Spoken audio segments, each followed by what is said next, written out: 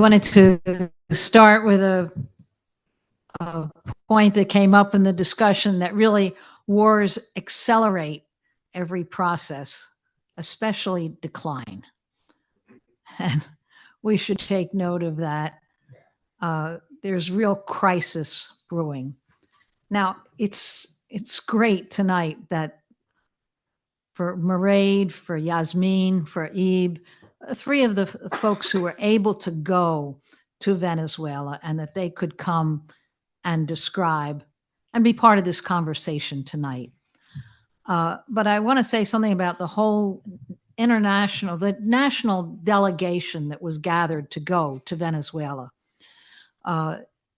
with the slogan, "No War on Venezuela" campaign. And it was based on the organizing that had gone on before that for actions, 100 different actions nationally. We gathered a group of 50 some people who they had visas, they had gone through a whole process, they had met with their organizations.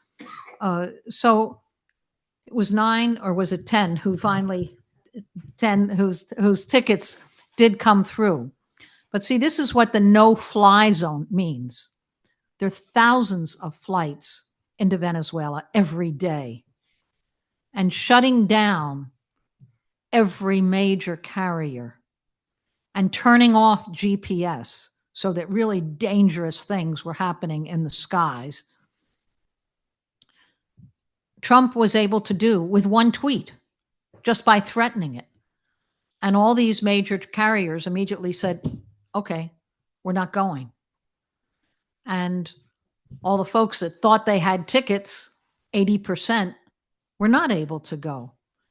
Now, we were persistent and determined, and so it's great that 10 did get through, and really difficult travel. I mean, each of these folks could have spent half their talk, particularly Yasmin, a couple days. Really, really difficult travel arrangements had to be made to get through the tiny little island of Curacao, which is a resort island, in order to get to Caracas. Why would Trump want to do that just before this delegation? Not just our delegation. There were 5,000 people expected at the People's Assembly in Caracas, a People's Assembly for sovereignty and peace. And the idea of shutting that down by declaring a no-fly zone, that's a highly political act. It's how to both undercut through starvation, yes, through real hunger with the sanctions, but also the idea that other people could travel to Venezuela from around the world. And also there's a great deal of air traffic in Venezuela, into Caracas, from throughout Venezuela, of folks coming for this conference, from communes and community organizations and student groups, how to shut all this down. It does show that always a ruling class knows that their greatest enemy is solidarity. Their biggest opponent is political consciousness.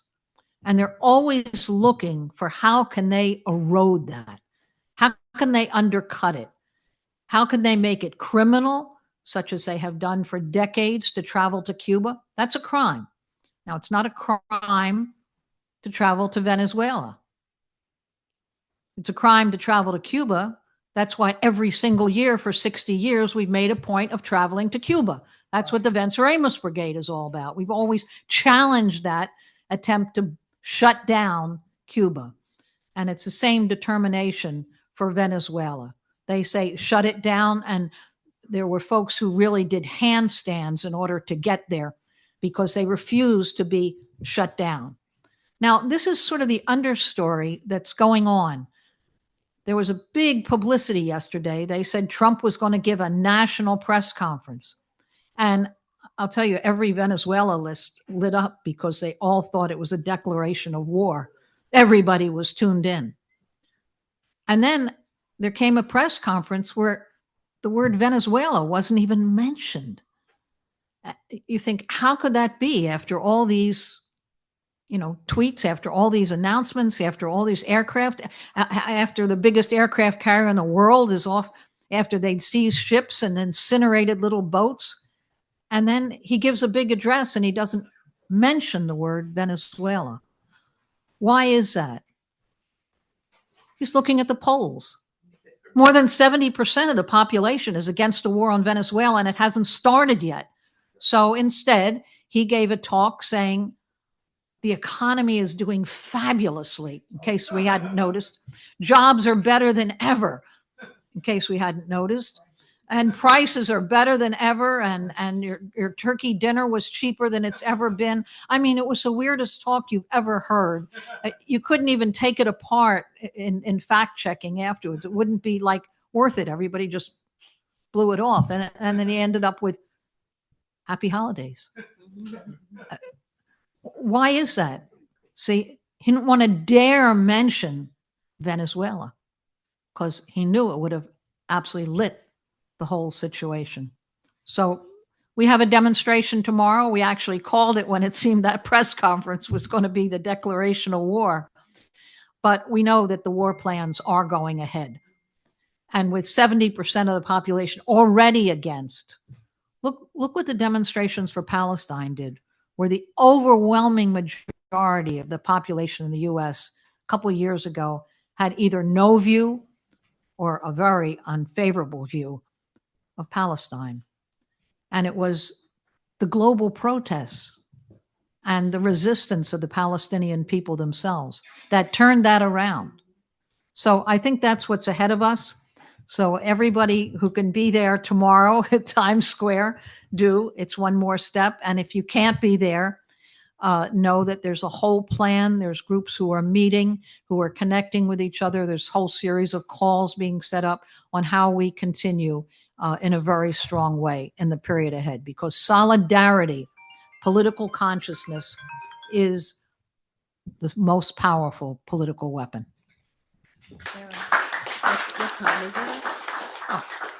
And that's at 5:00 tomorrow, Times Square at 43rd Street and Broadway, 43rd and 7th Avenue. It's the easiest place to get to in the whole New York area. And by the way, for those who are listening internationally, because there's a lot of folks who are tuned in tonight, there are demonstrations taking place around the country in the days ahead, and have been, as we said, in the past period. So that has to continue and be stepped up.